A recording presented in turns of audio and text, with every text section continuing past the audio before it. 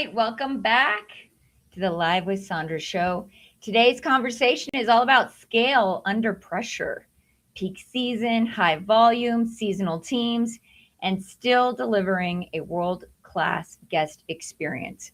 We're also talking about park takeovers, how they work, why they matter, and how they can have an impact on revenue and possibly even break park operations if you're not prepared for it. So this is a big conversation we're going to have today, and I'm really excited about that. But before we jump in, let's roll the intro.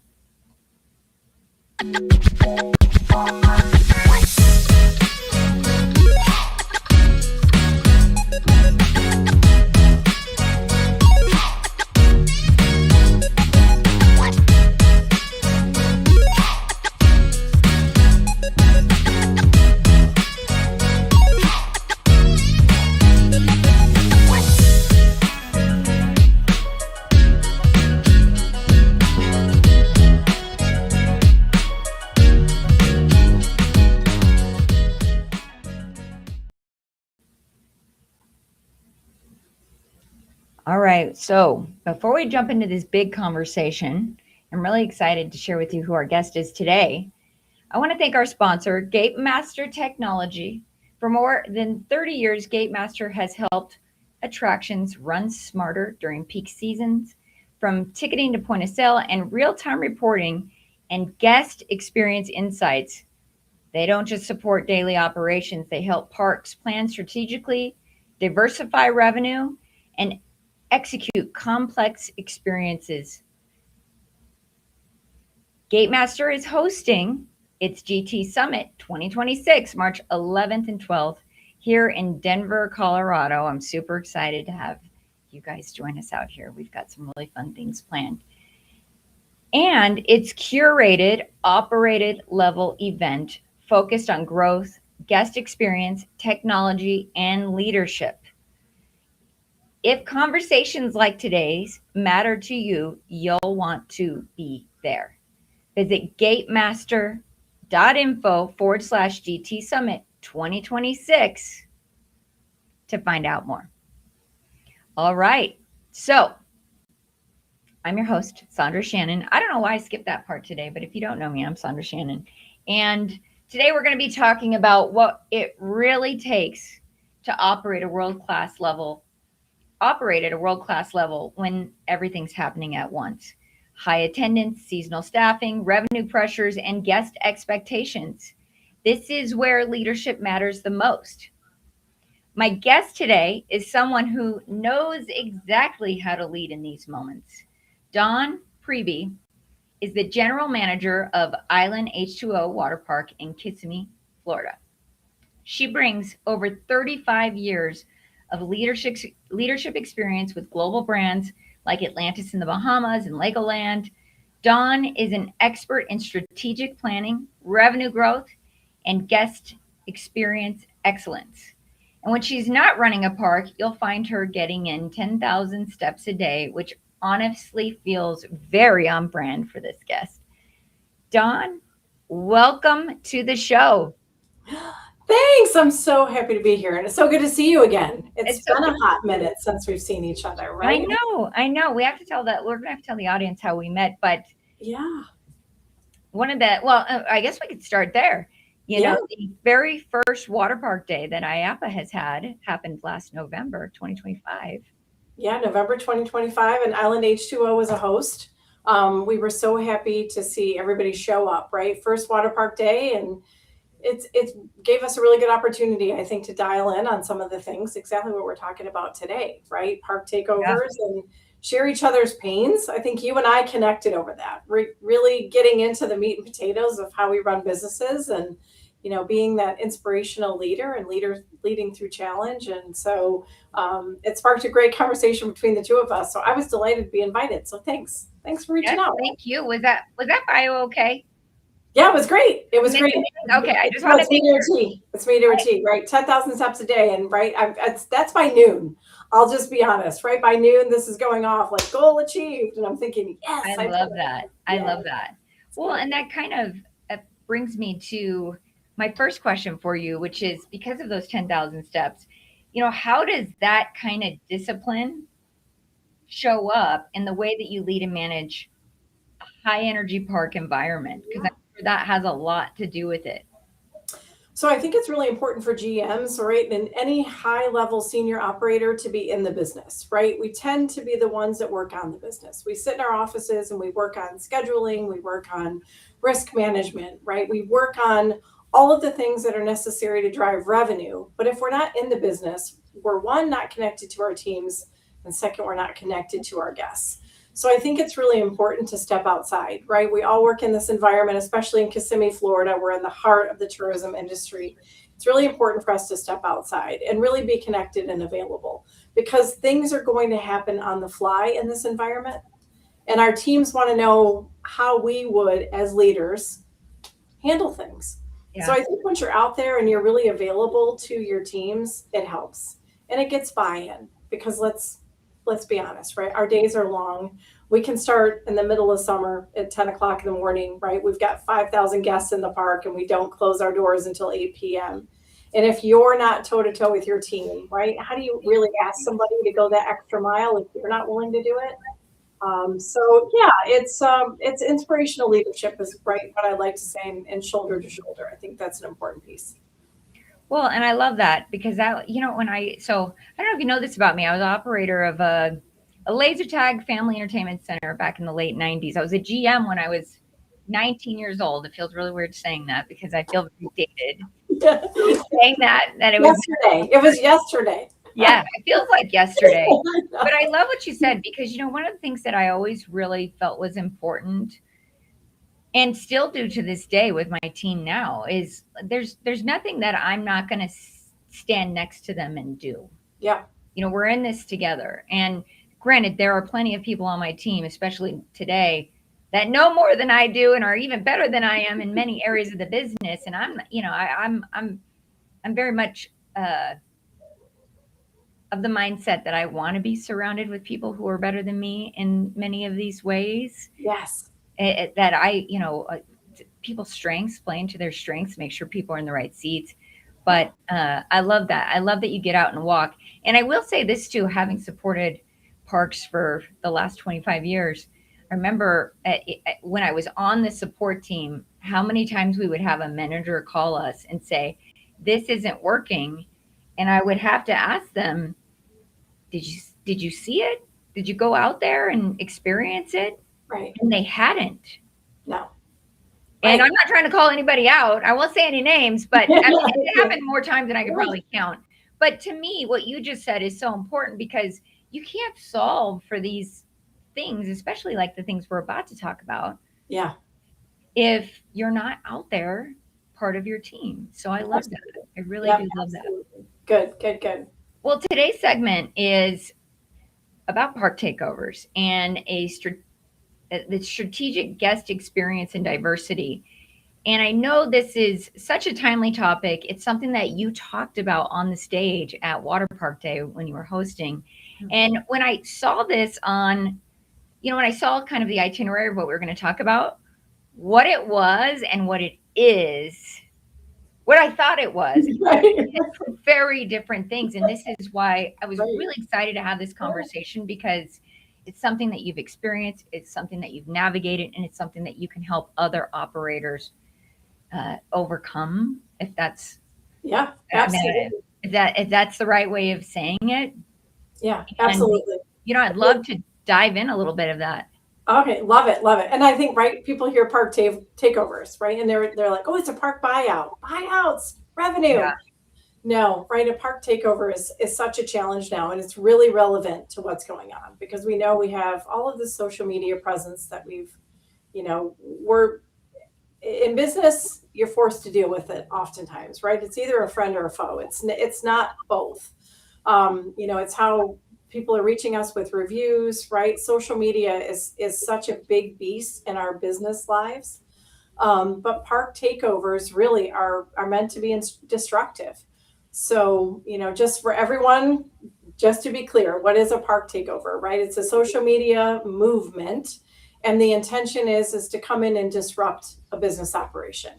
So for us here, right, learning about park takeovers, and there's been other businesses in the Kissimmee area that have been impacted by it.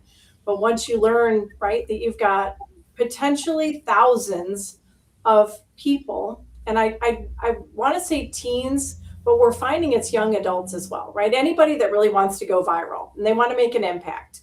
And sometimes, right, the outrageous is what's going to get you attention.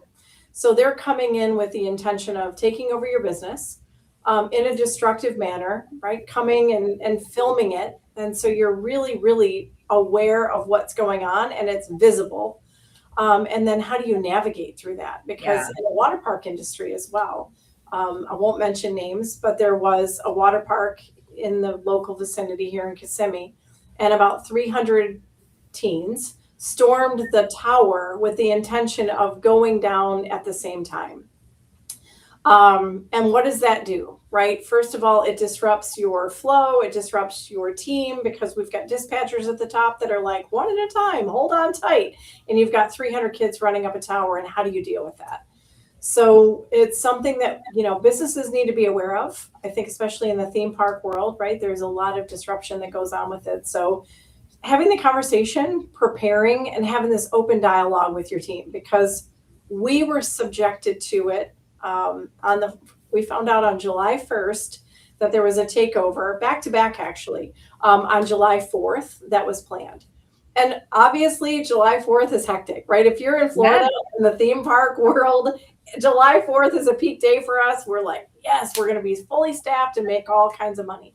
And to find out that we had to really stop, refocus, and look at what we were going to do.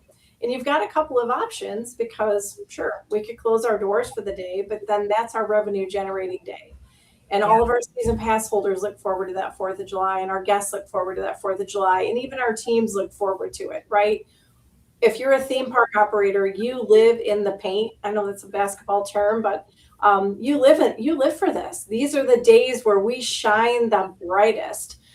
So to have this disruption come into your life is really kind of a difficult challenge. So, really just talking about how to navigate through it, who to involve, because that's an important step as well. And really just kind of dialing in on your operation and having a contingency plan. And I think it's an important thing if anyone's planning still for the 2026 season, especially if you're a water park, theme park, have this in the back of your mind, because being planning for it and educating and empowering your team is going to be key to your success in overcoming this. Well, Dawn, one of the things I think is really interesting for this audience to hear from you, because and this is probably the first question that I had when I heard you talking on stage in November. How do you know this is going to happen? Like, what is what tipped you off, or what is that thing that gave you? Because I know that they're not. This is not planned through your organization. This is not something that you're expecting. Right. It's something that's kind of an ambush, if I can use that word to describe it. It certainly is. But what is that thing? Because so many operators are going to be watching this and maybe even learning about this for the first time, but somebody may be already targeting them for this. What is that thing that tipped you off that this was happening? Well, I would say, first of all, right, your lifeguards, so if you're a water park especially, and but I would say anybody, right, we employ 16-year-old lifeguards, and it was a 16-year-old lifeguard that came to me first thing in the morning on the 1st of July, and she said, is this us? And the thing about it is when they're doing a park takeover, they're going to steal part of your logo, your brand. They're going to make it look as authentic as possible. And it really sort of mirrors and mimics things that you've already got going on, right? If you've got a special event, they're going to mirror that. They're going to use Canva. They're going to make a few updates, right? And so you often scroll past it thinking it's already something that you're looking at. So we had a lifeguard that brought it to my attention and said, there's a takeover that's going to happen in 3 days. And so one, as an operator, be clued into your team and have that open door policy and tell them to bring it to you. If you happen to see it, if you're scrolling, right, somebody brings it to your attention, please let us know, because that was key for us to be able to get ahead of it. We only had 3 days to prepare, but then I said we also have 3 days to prepare. Yeah. So we were really fortunate in the fact that we could be ready and take those necessary steps to, put a damper on their parade, rain on their parade to speak. So I would say, be connected to your team, be really intentional on looking for H2O. They don't tag you in it. They were not going to tag the business, but they're going to look as authentic as they can from a marketing perspective because, again, they want to make it look like this is an event that everybody should go to. So I would say be in tune with your team because it's your younger team members that are going to find this for you. They're always on social, right? And probably it's more likely to show up in their feeds because that's who's being targeted. And you know what? I love what you just said because one of the things that you started off here saying, be present with your team. Yeah. And if you had not had that kind of open door policy where they could share information because you were out there and a lifeguard showed you that, it's really, I didn't know that part of the story, but that is fascinating. And also, just reinforces what you said at the beginning of the show that you need to be out there and open to what your team has to say, and sometimes feedback, because sometimes they might have some information that could really help you. Yeah. And we're operators at heart, right? I think that's, sure. If you really look at what a general manager does, right? We're a CEO of a business, but we're operators at heart. I lose sleep over the things that we're talking about. I run scenarios through my head every single day just to make sure we're keeping our teams and our guests safe. So I live for these moments, right? This was a little bit of a surprise and definitely not a welcome one, but these are the things that we should always be thinking about, right? We're operators. We need to be intentional, and we need to make sure that we're looking at every opportunity that there could be a negative or positive impact. Sure. Well, and I'm curious, what's like one or some of the logistical hurdles that often surprises managers like yourself or operators during their first park takeover? What would you say the biggest hurdle was? Oh, it's really, it's being honest with yourself about your weaknesses, right? I think as GMs, we're always focusing on our strengths. We're trying to hit that bottom line. We're trying to look at revenue. We're trying to hit attendance. We're worried about guest experience, right? And we spend a lot of times focused on those elements, and we really don't look at the physical weak spots of our park. So where we're positioned in Kissimmee, we're on a very visible highway, right? So right in our backyard, we're along 192, right? If anyone's in Kissimmee.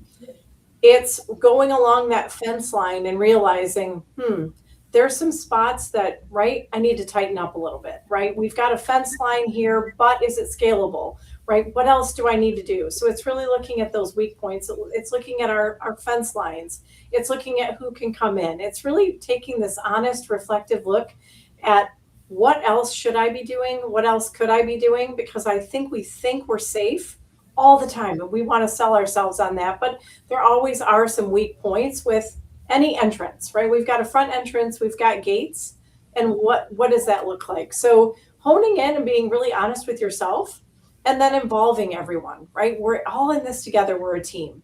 So having your team go out and say, go ahead, look at it and come back to me. Tell me what you would do better, and getting that feedback and also the buy-in. Because I think empowering your teams to actually come and tell you what they see.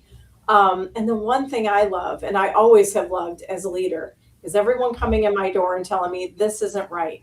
And of course I want to listen, because when you're on the front lines of things and you see something that isn't right, there isn't a worse feeling than not being able to go and share that with somebody. So, being receptive and knowing, we have to take our egos out of this, right? We know that we want things to run perfectly, but sometimes we just need to be honest with ourselves. So for us, it was really looking at what our weak points were, and then honing in on what we were going to do to fix them in the next 3 days, and who we were going to involve. So, one of the other logistic hurdles, and I mentioned this at the attendees at Water Park Day, know your local law enforcement, because when a park takeover occurs, they are the first call that you're going to make, right? You're going to call 911 and say there's 3,000 kids trying to rush into the gate. But if you involve them, they oftentimes have social media teams that can clue in, right? They can go back and they can look at algorithms. They can see where people are going. They can see influxes. They've got this really supportive IT team in their portfolio, and then involving them from a logistical standpoint, because they'll come in and say, that fence line might not be high enough, or we might need to look at reinforcing these gates. So it was really, it's a collaborative effort when this sort of thing occurs. And getting in as many people as possible is always key, right? Because I can't be an army of one. But when I have my 400 team members and local law enforcement really ready, right? 500 people make a big impact on the inside from looking out. Yeah. Well, and that kind of makes me think about, why are they, and I don't know if you can answer this question, but why are they doing this? Yeah. What is the intention? What is the reason for a park takeover? I know that they're organizing, they want to go viral, but what other, has anybody figured out what that is? No, I think it's just it's a trend, right? If you look at why do kids eat iPods, right? It was kind of that conversation where we always asked ourselves, what is happening? And why do they want to do it? And I think it's because they can, right? They want to go viral. They want to make an impact. They want to be seen. They want to do something different. But really, it's such a disruption on a business. And, I find it senseless, but I'm not on the other side of it to know why. What would the intention be? So it's interesting to me because we find ourselves caught up in this because we're already running theme parks, running water parks. We're doing this great business. We're bringing in so many guests, and then to have such a disruption, and it makes you just take a hot minute, right? Step back and say, what's happening here? So, but again, preparation, it causes you to really take a look at what you've got going on. And I think that's always an important piece. Well, and I think what's interesting too is like they're really wanting to overwhelm the operation. They really are. That's the intention. And that's the intention. Catch you off guard. Yeah. And that's that, which is so bizarre to me, but so is eating Tide Pods, right? Like I don't know. You're right. I can't explain that one either. But actually, you just reminded me. Have you seen? Sorry, I'm gonna take us off topic just for a second for the sake of having some fun. I watched it. Have you seen the trend on the internet with all the people who will drink out of anything but a cup in a meeting with their boss? I saw one the other day, and this gal was legitimately drinking out of a Tide container, and I'm like, "Is she?" I actually posted a comment. Is she okay? Right. That would not be the container I would choose. No. But we could also, maybe you could go back and get Tide as a title sponsor now. We mentioned them quite a few times, but you just, right. It came to mind because last week I've been watching. So that's what my feed is full of is people surprising their boss with this challenge of drinking out of anything. But it's so funny, right? The TikTok challenges and the things that we would do, right? And it's almost that, I don't know, survivor mentality, right? What would we do for all of this? Sure. No, actually, that's an interesting way of putting it, because that is probably what, probably they're just trying to get famous or whatever that looks like. That's it. Whatever it looks like to them. And for some, I know, the old saying, like good attention and bad attention are the same. Yes. Right. So, let's, as you talk about this, and as you talked about this in November, just has really blown my mind that is, the world has changed so much with regards to how we have to run these parks, and then the things that we need to be aware of, the challenges that we face. It's ever evolving. And this is so fascinating to me, but also, I'm worried for my water park friends, right? Right. You're here to help us educate people on this. It's a necessary conversation, right? Nobody likes to have these, right? Because we don't love uncomfortable topics. We don't love uncomfortable conversations, and it's necessary. And it was one of the things that I got out of Water Park Day, because they'll do a survey of all of the attendees, and 100% of the attendees said it's a relevant topic, right? They're already thinking about it and love it. And then some of the other questions were, how can we dial in more, right? How can we talk about the operation? So I appreciate the platform and to be able to share knowledge. And I'm happy if anyone wants to, pick up the phone and give me a call and we can talk about what that looks like, because it's one of the other tactics that we took. We were very intentional with changing our website. We changed for that weekend, and it was a holiday weekend, but we changed our chaperone policy. And we were really intentional with that because we typically say 16 and over, and we went and said anyone under the age of 17 has to have an adult chaperone over the age of 21. We made that a bold statement, right? We went out and we had that really intentional feeling. And that was a little bit of an alert to say, guess what? We know you're coming, right? So you've got to bring people along. Now, anecdotally, I'll share with you this poor woman, Granny. I call her Granny. Granny came in with a couple of kids, which they're teens. They're called scouts. And they're usually the ones that arrive at the water park 2 to 3 days prior. We picked up on them right away because they came to the water park without bathing suits or towels, right? They were fully dressed in long pants. So right away we thought, one of these things is not like the other. Sure. And so they stood out. And then when they arrived in the morning of July 4th, they were the scouts. They were the first ones in, and they brought Granny. And I don't know, I never had a chance to talk to Granny if she was a willing participant and thought, great, my grandsons are going to go viral and this is going to be awesome. Or if they just talked her into, Grandma, we want to go to the water park and we need you to bring us in. But John Pham of Typhoon, Texas, and I spearheaded this conversation together. And John had something very similarly happen, where you really need to have that adult chaperone policy. And again, you have to go out intentional on social media, and that's where social media will become your friend. You can go out with that messaging, and it's just tweaks or changes because they're on your website. They're looking. Are you changing your hours? Are you closing for the day? Do you know we're coming? So I would always say be bold with your marketing efforts. If you know this is coming, really be bold, really be intentional, and subtly let them know. Because again, now it's the 4th of July. It's a peak trading day. We don't want to push anyone away. We know we're fully capable of handling what's coming our way. We want our traditional guests to be able to come in, enjoy their day. But you're also changing things around a little bit. So there's a balance that you have to strike. We were very fortunate. We got so far ahead of this that they canceled, right? So, and we love seeing it. Yes, it was right. It's the touchdown of the story here. But we were really intentional with what we were doing. When the scouts showed up, we had patrols our officers were on a Kubota outside, and we made a statement that if you're coming, we're here. And so I think it's really important, to share. There's a success story in there. Some of our other businesses in local Kissimmee didn't have the same thing. They were fully taken over, had to shut their gates, had to close for the day, had to evacuate. So ours was a success story, but absolutely, you need to get ahead of these things. Well, yeah, you've got to get ahead of it because, this has you mentioned the kind of an impact on revenue. Yeah. If you can't keep the doors open, you've got to be proactive. You got to make sure that you can have your guests show up, and you're gonna. That's probably the intention, anyways. Because, correct me if I'm wrong, they're coming in with probably counterfeit or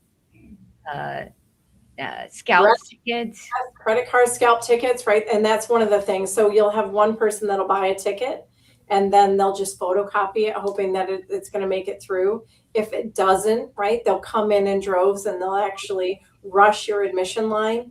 So if you look at it, we have 6 admission queues, right? So we'll have 6 people scanning tickets. If you've got 2,000 people, they're just going to push their way through the crowd and they're going to make their way in. So of course they don't want to pay for it. We ended up closing off group tickets for that day. Not that the 4th of July we wouldn't have, but we don't allow them to buy group or discounted tickets. We don't allow, right, anything more than a single sale, because traditionally then if there's a fraudulent credit card involved, we can flag that. So it's really operationally, there's so many little nuances to it to get ahead of it. That it's really important. And like I said, I'm happy to share what we did, because I don't want to say we're not immune, right? We are not immune to this. But we did write a really pretty solid playbook that can help other operators should they have this coming up, and I'm sure 2026 will be no exception. Yeah. I'm curious. I hope it does not happen to any parks out there this season.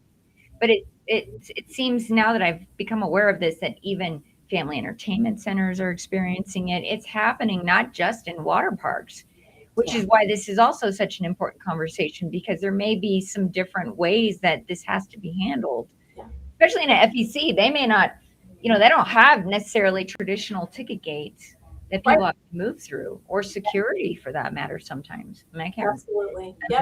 been Absolutely. to Dave and Buster's recently, and I did not go through security on the way in. Yes. But I could Right. see a business like that also being the focus or a target for one of these park takeovers, simply because of just what you're saying. It's the popularity that they get. Yeah. We don't know why they're doing it, but Right. Right. That notoriety, right? They want to just be seen. It's the latest trend. So well, I before we end today, I just want to ask you because I know you've had a very long career in this industry and some very cool places that you've been. And I just kind of want to pick your brain yeah. beyond just this, because I do have you here. What are some maybe of the biggest operational lessons that you've brought from your past experience, like at Legoland, into this water park environment? And Um, maybe has that helped you with regards to how you've navigated yeah. this thing?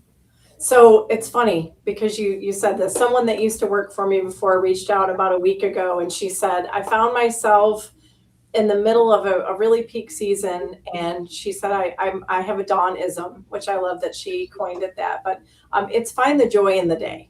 I think it's really important, right, that we take a moment because we're very caught up. And when we're in hospitality, we're providing memories and giving these incredible, memorable experiences to other people.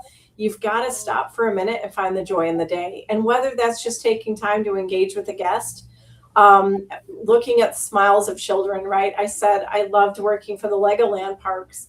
I helped open Legoland Korea, and I don't speak the language. So the only interaction that I had with this sweet 5-year-old boy is I had a minifigure at the time on my name tag, and it was a spaceman, and he was attached to it, and he came over and he looked at it.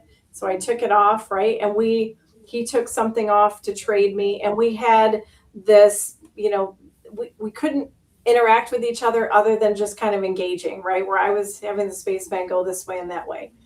That was the sweetest moment. I found the joy in that day because I was able to connect with someone. Yeah. And his parents, you could see his parents beaming with pride, right? Because he just had this moment with somebody, and it was a really, really good interaction. So I would absolutely say, right, even operators, just stop for a minute and look around and see what you're creating for other people. We're very heavy guest experience here at Island H20. It's one of our KPIs that we're really dialing in on, especially for 2026. We're doing surprise and delights. We're working on how do we really celebrate someone's birthday or anniversary. Why are they here? Why are they choosing us? And how do we reciprocate? Because I think that's really important. People are getting a little bit more cautious with where they're spending their dollars. So we want them to come here. We want them to feel like family, and that's where we want to treat them. But I think it's really important that you find joy, right? And that's what I would continue to say every day. Don't get so caught in the weeds that you forget why you do this. We do this because we love it. We love to put smiles on faces of people and families and be part of that experience, because I do love when I hear somebody say, I was here a year ago and I came back because I had such a great day. Amen. That's it. That's all I need to know. I'm going to go home, right? I'm going to celebrate with the team. But don't forget why we do what we do. We're passionate leaders, but find that joy. I think that's an important piece. Yeah, I love that. My middle name's Joy. Is it really? Yeah, so I love that. I'm like, I really love that. Yeah, you do. I love it. All right, I obviously I was given that name, but it's something that I've tried to bring forward into my life always, like because I have this constant reminder of that, and I really do love that because I think it is so important that we always remember why we do this work.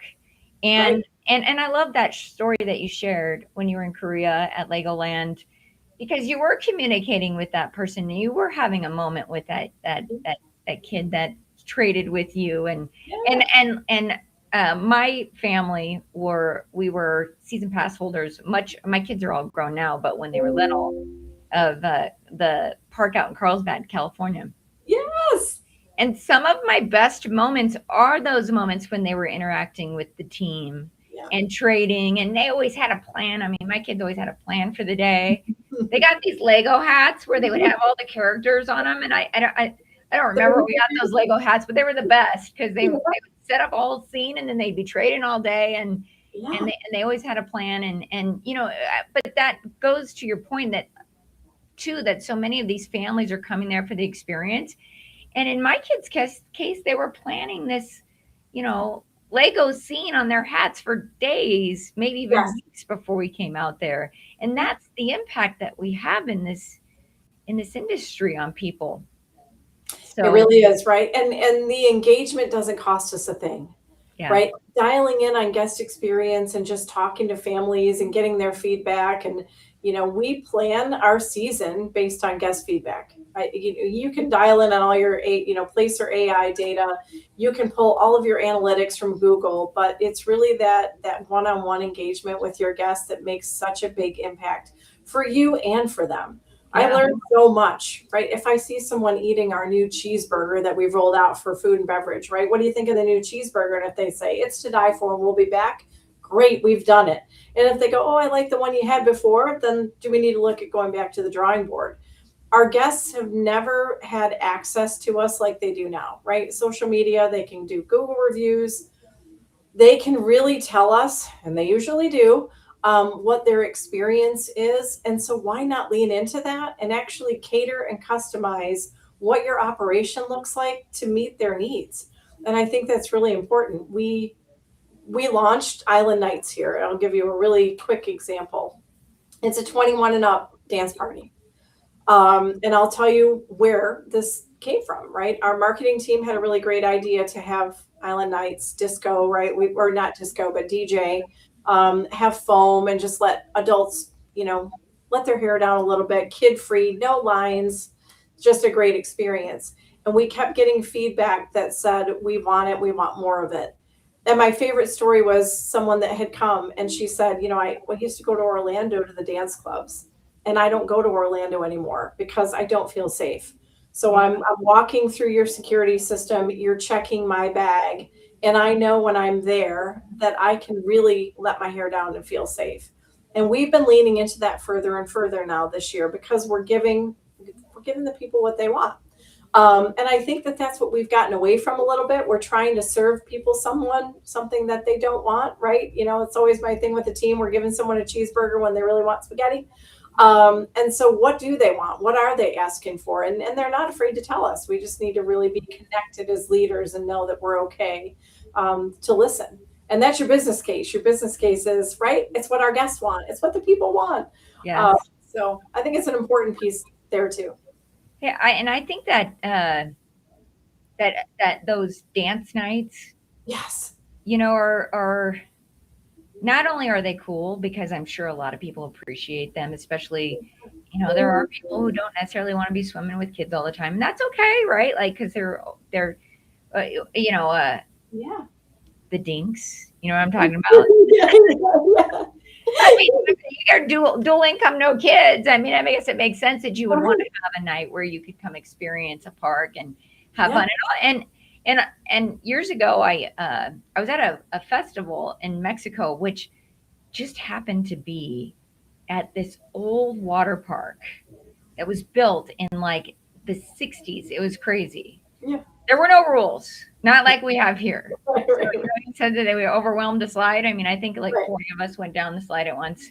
That could never happen here. I am not advocating or approving of anything like that, but it was a little tiny park in a campground in Mexico.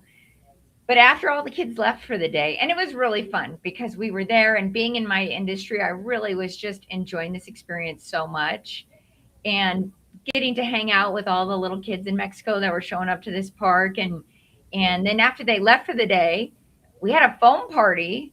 I'd never been to a foam party. I'm not that cool. I just happened Right. to be there for this. It was actually like a yoga camp, if I'm being completely honest. So I was Oh, fun. surprised. This was the surprise was at this water park, but we had a foam party in one of the big pools, and a DJ, and it was just so fun. So I can imagine where this is such a great idea for parks to do. And also, like, what a cool way to create additional revenue and use the park in a different way Yeah. than what the traditional way that we have our daily visitors coming into the park. So Yeah, it's diversifying, right? We have to diversify our businesses. And we need to meet our guests where they want to be met. And I think when you're really willing to do that, listen to the voice of the guest, and and I've got to give it up. Our marketing team was doing it before I even came on board here at Island H20. They were already dialing in, and then we maxed it, right? We just said, why don't we lean into this, and how much further can we go? So, making it fun, and to your point, right? The dinks, they do want to go, they want to spend money, and a lot of times too, right? They're not traditional. They're not going to bars like they used to. I just read an article, right, where alcohol sales are down. These distributors are like, our top 5 alcohol, right? Things don't sell anymore. So what are they into? What do they want? And how do we meet them there? And I think that's always, it's the longevity of our business, is if we can mix things up a little bit and we're not just black and white. And we're thinking about all types of guests. Oh, all the time. All types of guests. So I love that. Well, Dawn, this has been such a valuable conversation. And I appreciate your transparency and willingness to tell your story, and then also help so many other operators out there that are probably either preparing for something like this, or now it's just on their radar, right? Because we can help them avoid those sleepless nights that you had for those 3 days. That you had to prepare for that. And I love the ending of the story, and that they ended up canceling it.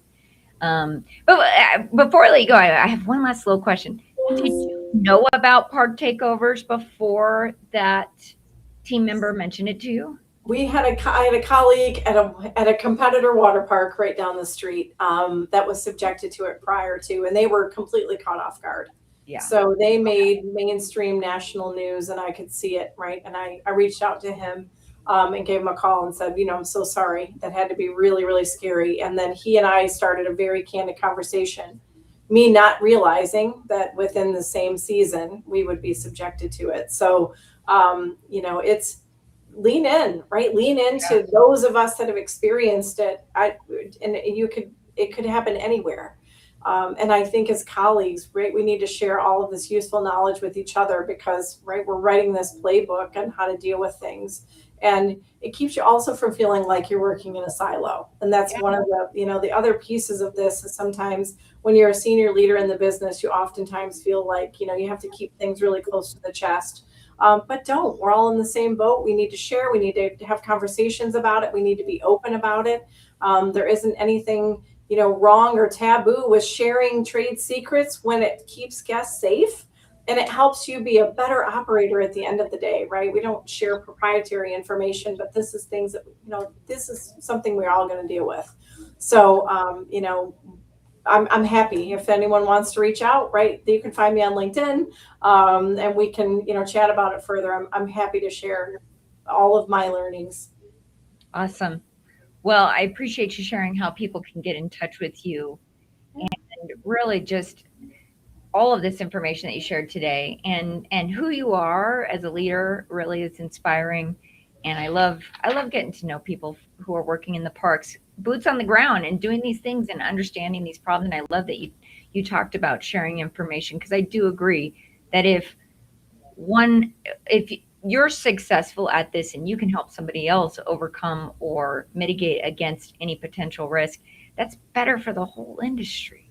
It really is. It really is, because we're all facing the same challenges, and we need to show up in the same way. Yeah. Right. And if we can thwart this and really let them know that we've already had these conversations, they're open, we've got plans in place, right, to prevent these things from happening, we win. We all win.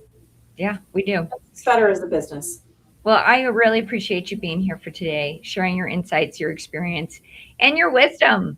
Thank you. All of your years of experience, and it's been a pleasure to have you here today. Thank you. Thanks for the invitation, and it's been my pleasure. It was so great meeting you, and I know we'll connect. Right, we'll see each other again. We're a small industry. You think about that, Yeah. right? It seems like we're much larger than we are, but I keep running into the same people again and again. And I love it. I love it. Hospitality is I such love a it great. too. I tell people all the time, I'm like, I'm gonna go ride some rides with my friends. My kids, when they were little, they would be like, Mom, you said you were working, but I saw you on a roller coaster.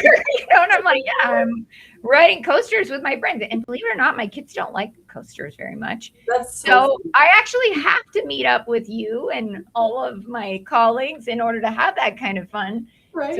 it's pretty fun. But I do appreciate you. It's been fun getting to know you. And we just got to give a quick plug. IAPA is doing a water park day again this year, and I'm really excited about that. It was a really special event, and so glad that it had so much success, and really appreciate you hosting. Yeah, it's always my pleasure, and it was so great, right? I got to know you, so this is Yeah, phenomenal. I love it too. Thank you yeah. for the invitation, for including me, for the conversations, right? I always love, all of your shows because I think you're talking about really, really relevant information that we all need, right? There's a lot of takeaways from what you're doing. So just know that I really appreciate what you're doing as well in the industry. You're Oh, making a big thank splash for you. us. Thank you, Dawn. I really appreciate it. Yeah. I'll see you soon. Okay, we'll see you soon. Take care. Bye. All right. Well, that was it. That conversation kind of blows my mind. Like I said, it blew my mind when I heard it for the first time at Water Park Day, that these kind of things were happening in our parks. And I knew that this was something that we needed to get out there so all of you can at least have it on your radar. I hope that it never happens to you, that you have to deal with something like this. But there are people like Dawn out there who have figured out how to navigate this, how to strategically plan for something like this. And I hope that if this is something that you want to know more about and you're watching this, ask the questions. Dawn and I are both in the chat. So if you're watching this on one of YouTube, one of our live channels, YouTube, LinkedIn, Facebook, anybody still on Facebook? If you're still there and you're asking or you have questions, please feel free to drop that in the chat or contact one of us, and we'll try and put you in touch with somebody who can be a part of that conversation for you. And I really appreciate Dawn coming on here and sharing her experience with this. Now, before I let you go, I need to thank our sponsor, Gatemaster Technology, for today's episode and for bringing operators together at events like the GT Summit in 2026. If you are ready to elevate your guest experience, diversify your revenue with confidence, visit gatemaster.info/GT Summit 26. I want to thank you all for tuning in to this live with Sondra. And until next time, let's lead with clarity, plan with intention, and create experiences that our guests will never forget. I'll see you very soon. Thank you for watching.